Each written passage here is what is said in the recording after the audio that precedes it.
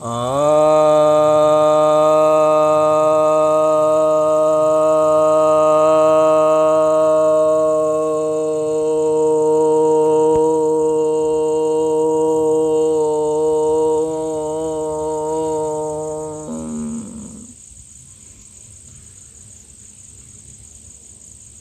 भक्तजनों को सप्रेम नमन।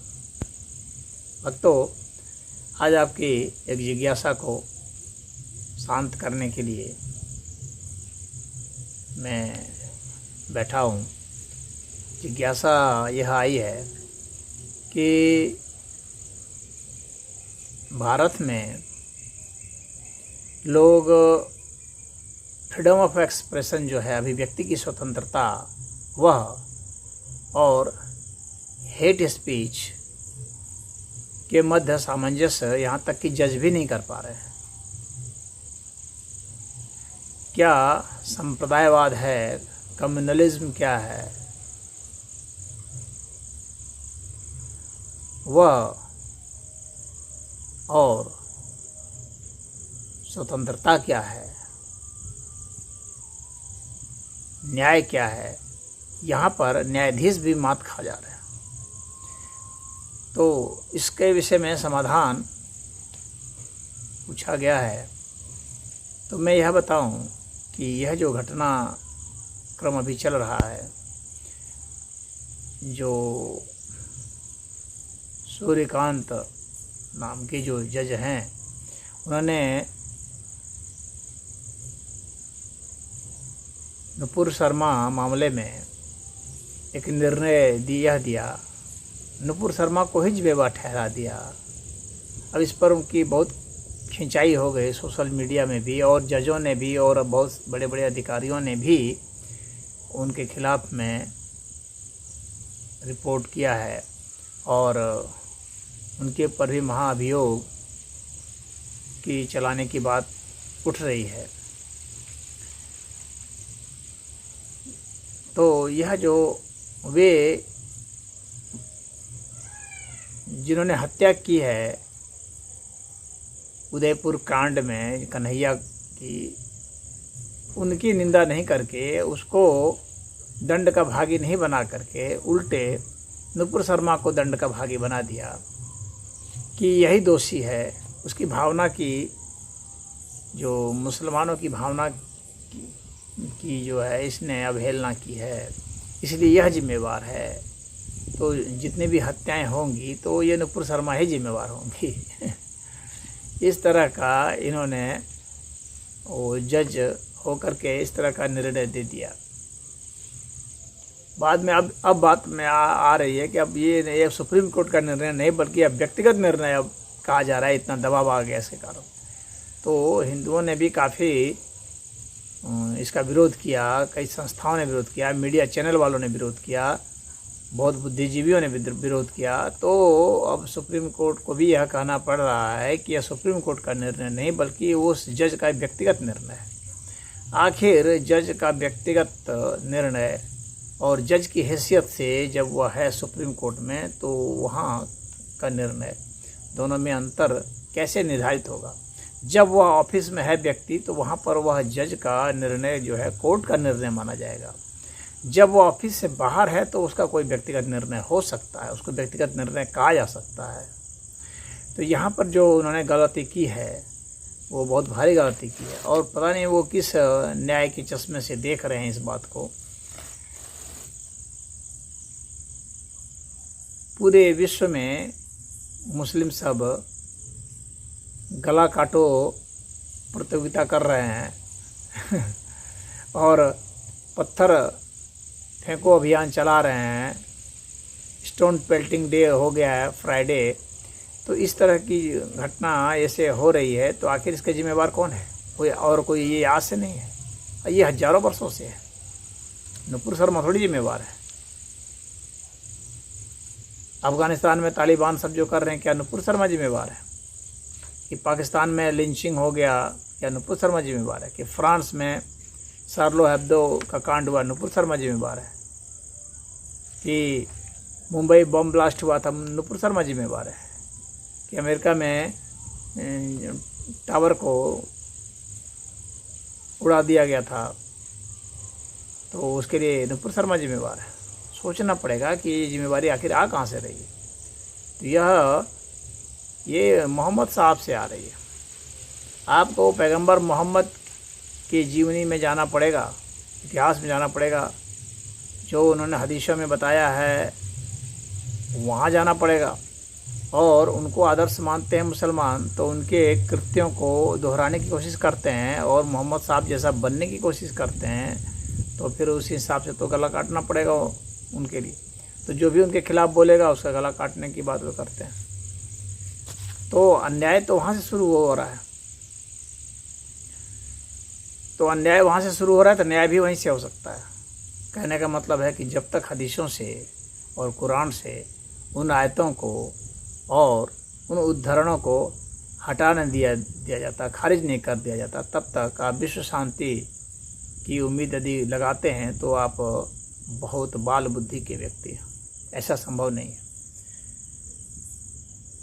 तो यहाँ पर इनका पक्ष ले लेना, आतंकवादियों का ही पक्ष ले लेना, जिहादियों का ही पक्ष ले लेना और कहना कि यही सही है, तो कम्युनलिज्म तो यह है, संप्रदायवाद तो यह है, अन्याय तो यहाँ है कि आपने उसका पक्ष ले लिया।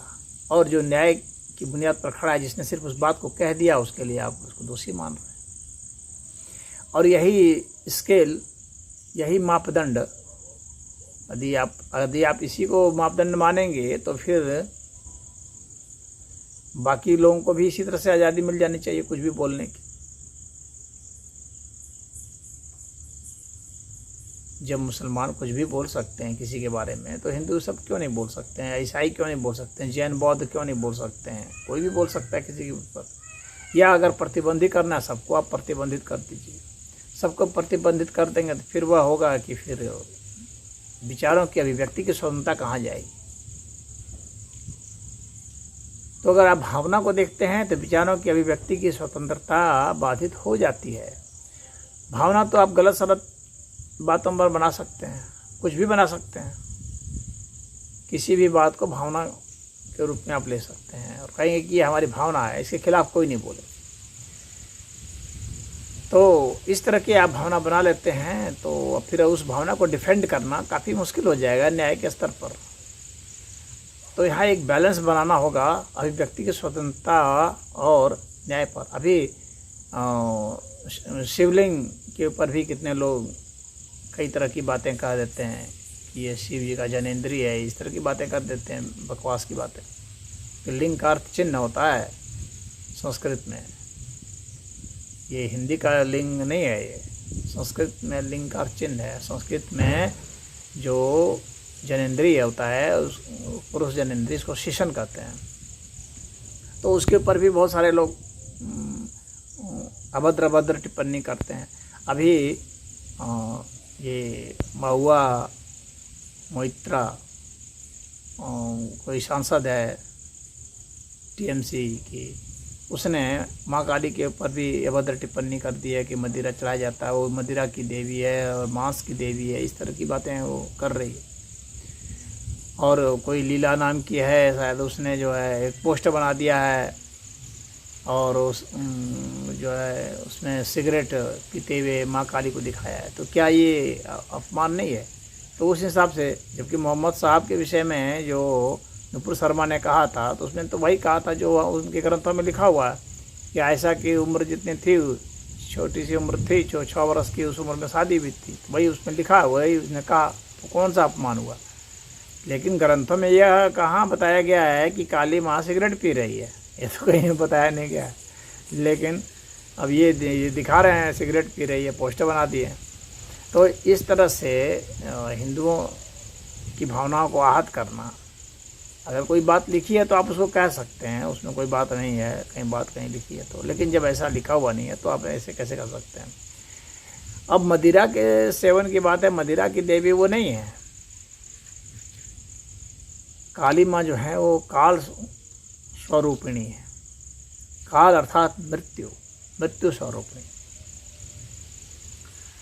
और आपकी जो मृत्यु होती है जिन चीज़ों से, उनको वहाँ चढ़ाया जाता है ताकि आप मृत्यु से बच सकें या मृत्यु को कम से कम पहचान सकें, मृत्यु के कारकों को जान सकें कि ये कारक हैं, ये आपकी मृत्यु बहुत ज़्यादा ले आते हैं।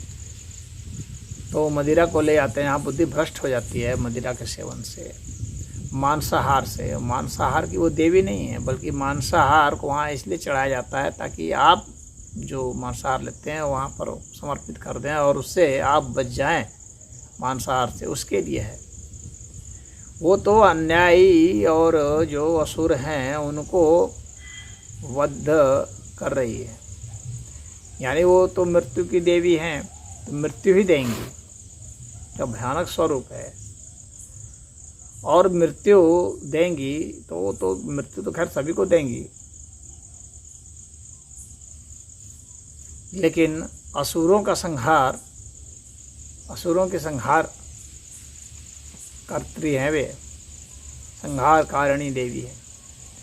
यानी जो राक्षस प्रवृत्ति के लोग हैं उनकी संहार की बात है, वहाँ राक्षस प्रवृत्ति जो हमारी है उसके संहार की बात है। तो यह एक आध्यात्मिक फिलोसफिकल मामला है कि हमारे में जो दोष हैं, त्रुटियां हैं, जो अध्यात्म में बाधक हैं, जिसमें ये तामसी वृत्तियां हैं, मांस, मछली, अंडा, मुर्गा, मदिरा और तमाम तरह के द्रव्य जो नशा करते हैं, मादक द्रव्य, उन सब का हनन कर दिया जाए, उन सब को विसर्जित कर दिया जाए, उन सब को अर्पित कर दिया जाए, क्योंकि उन्हीं को अर्पित कर सकते हैं, उन्हीं की ये चीज़ें भी हैं तो अर्पित कर सकते हैं।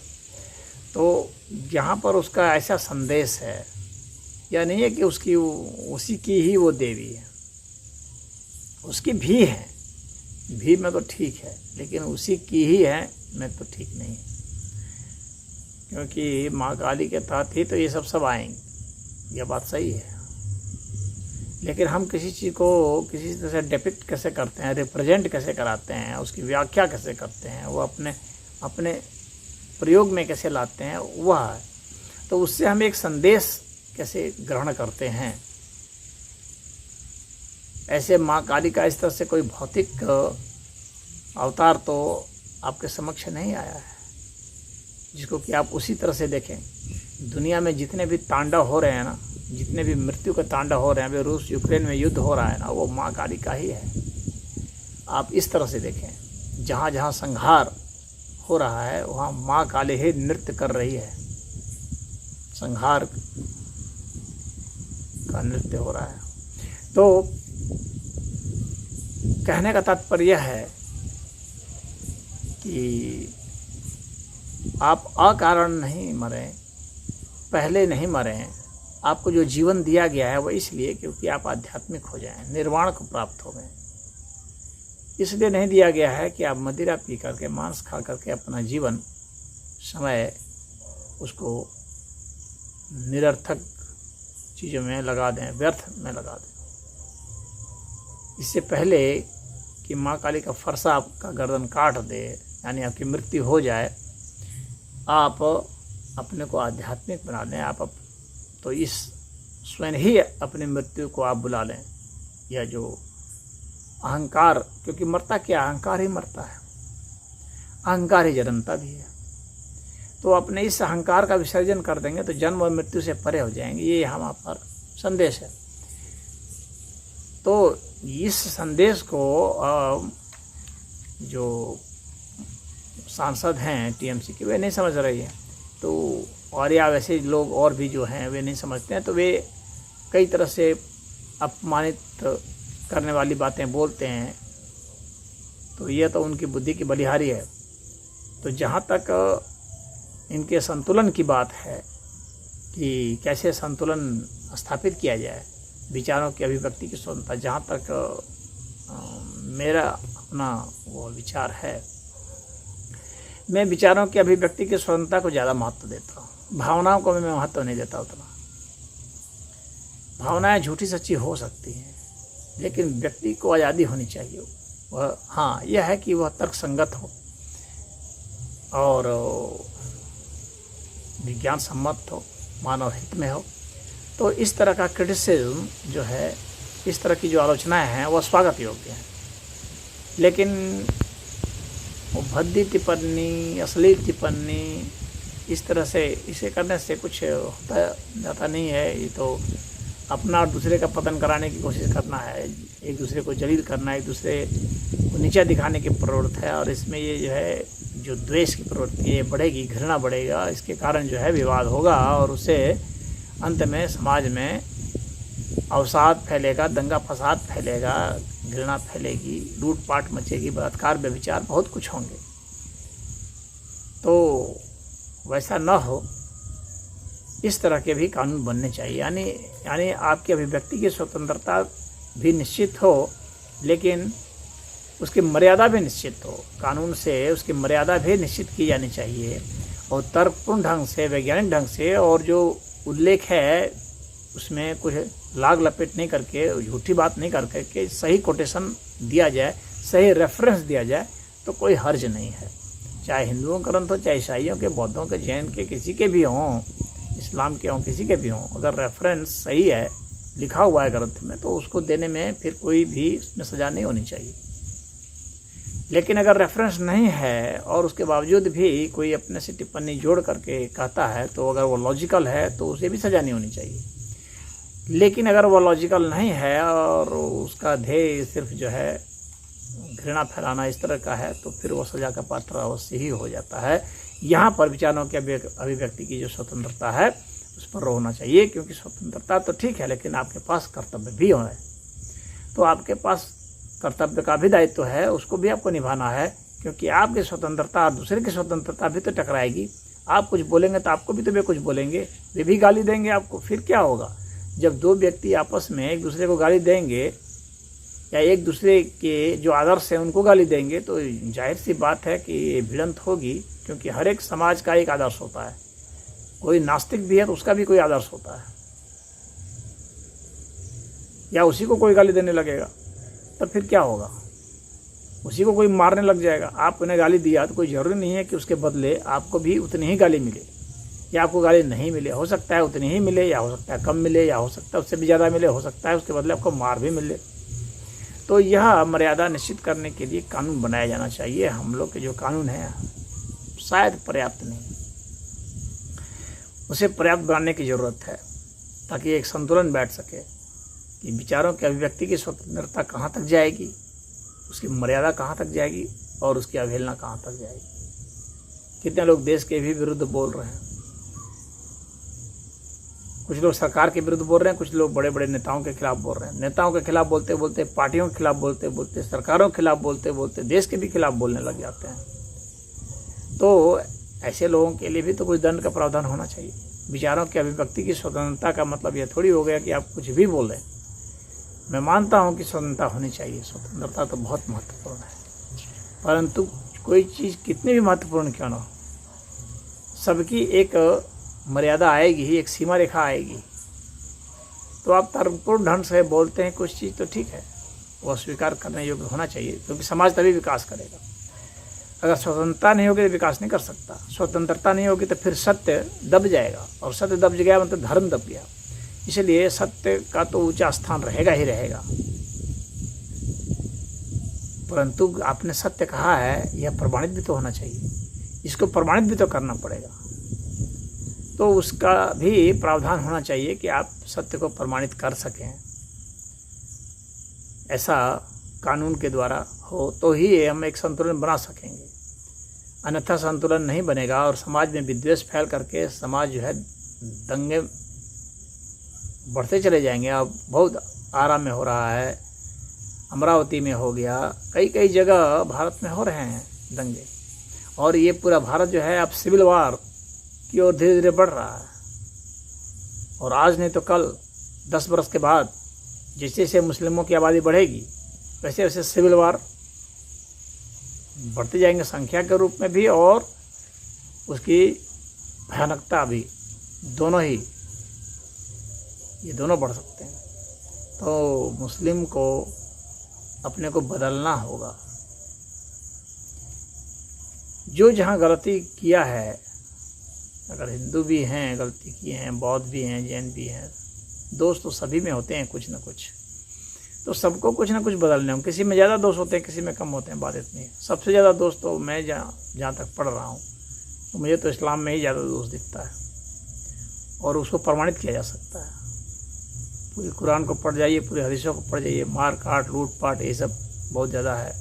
स्लैब बनाना, सेक्स स्लैब बनाना, अपने करीबियों के साथ भी व्यभिचार करना, यौन विकृतियाँ बहुत ज़्यादा हैं। तो ये सब जो हैं, ज़कात लेने की बात है, दूसरे पर जजिया टैक्स लगाने की बात है।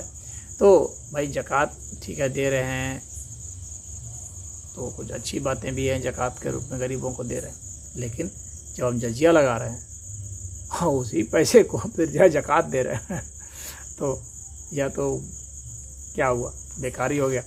अपने कमाए हुए धन का वो दान करें तो कोई बात नहीं, दूसरे का लूटे हुए धन का लूटपाट सिखा करके उस धन का अगर ज़कात करेंगे, उस धन को अगर दान में देंगे तो उसका महत्व नहीं रह जाता है।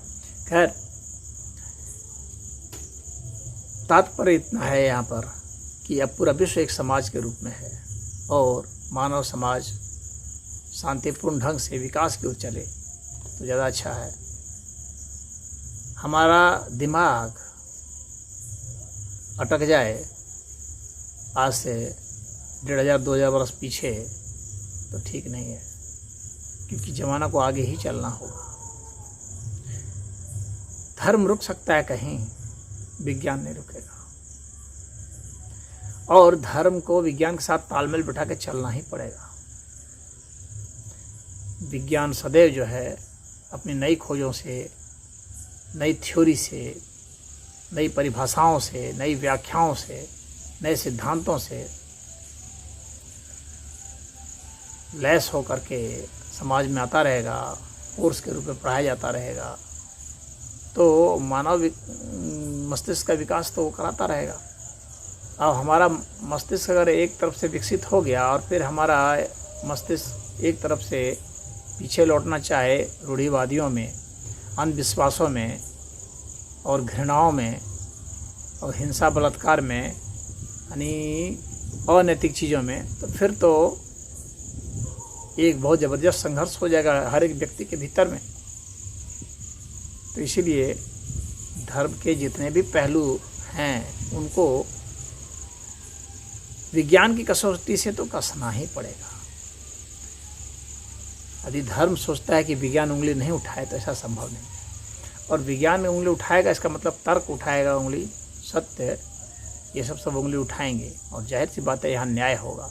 तो अब यह हम लोग के कानून में इसका प्रावधान डालना ही पड़ेगा, तभी संतुलन बैठेगा और समाज का संघर्ष तभी खत्म होगा, और इसको प्रतिबंधित भी करना पड़ेगा।